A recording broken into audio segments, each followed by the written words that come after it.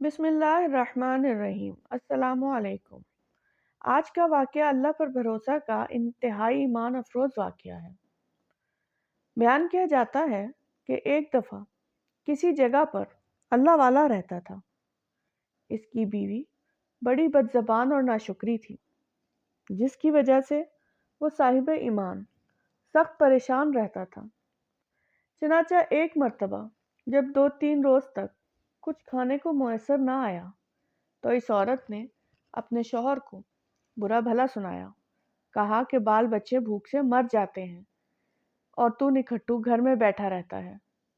کچھ تو شرم کر اور کما کر لا تاکہ بچوں کو مصیبت سے دور ہو۔ یہ سن کر شوہر کہنے لگا، خدا کی بندی، رات کے وقت شور گل نہ مچا، میں صبح کو کچھ مزدوری کر لاؤں گا اور جو کچھ اجرت ملے گی تیرے سامنے لا کر رکھ دوں گا۔ چنانچہ جب وہ اللہ کا بندہ صبح کو مزدوری کرنے گیا تو کسی نے اس سے کوئی بات نہ پوچھی، باقی سب مزدور اپنے اپنے کام پر لگے رہے۔ جب اس بندے نے یہ حال دیکھا تو جنگل میں جا کر عشاء تک ذکر الہی میں مشغول رہا اور رات کو چپکے سے گھر میں آ گیا کہ خالی ہاتھ دیکھ کر خدا جانے عورت کیا طوفان برپا کرے گی۔ صبح اٹھ کر پھر کہیں سے مزدوری کر کے لاؤں گا۔ رات کو جب عورت کی آنکھ کھلی تو کہنے لگی، میاں اب تک کہاں تھے اور کیا کما کر لائے ہو؟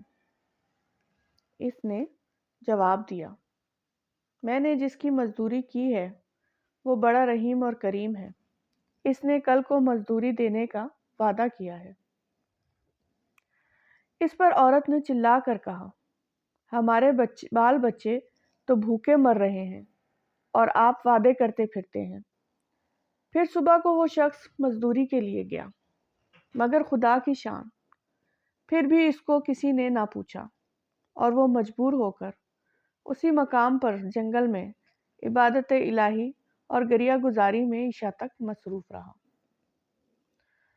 پھر رات کے آدھے پہر جب ڈرتے ڈرتے گھر میں گیا تو وہ عورت کہنے لگی، دونوں دن کی مزدوری لائے ہو؟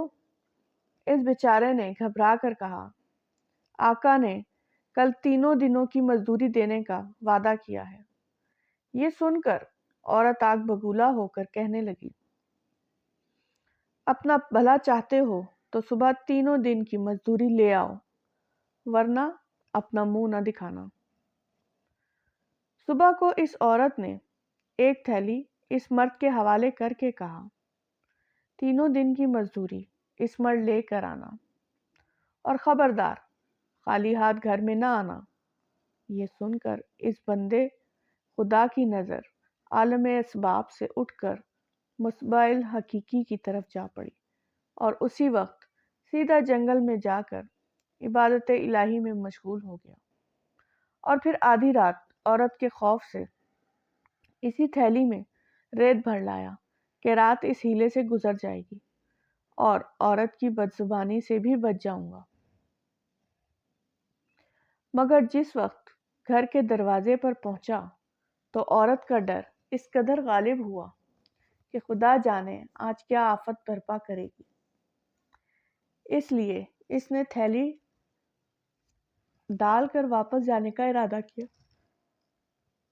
مگر اچانک گھر میں سے ایسی خوشبو آئی جس نے دل و دماغ کو معطر کر دیا اور وہ عورت خوش ہوتی ہوئی گھر سے نکل آئی۔ اس خدا کے بندے نے اس سے دریافت کیا کہ یہ کیا معاملہ ہے۔ کہنے لگی کہ اندر چل کر اس کی حقیقت سنو اور خدا کا شکر ادا کرو، یقیناً تم سچ کہتے تھے اور تمہاری مزدوری دینے والا بھی سچا ہے۔ واقعہ یہ ہے کہ میں بچوں کے کھانے پینے کی فکر میں مدہوش بیٹھی تھی کہ اچانک کسی نے دروازے پر دستک دی۔ میں نے جا کر دیکھا، ایک سبز پوش دروازے پر کھڑا کہہ رہا ہے، لے اپنے شوہر کی 3 دنوں کی مزدوری لے لے اور اب اس کو کچھ اذیت نہ دینا اور اس سے کہہ دینا کہ جس قدر تو نے مزدوری کی تھی اس قدر اجرت مل گئی۔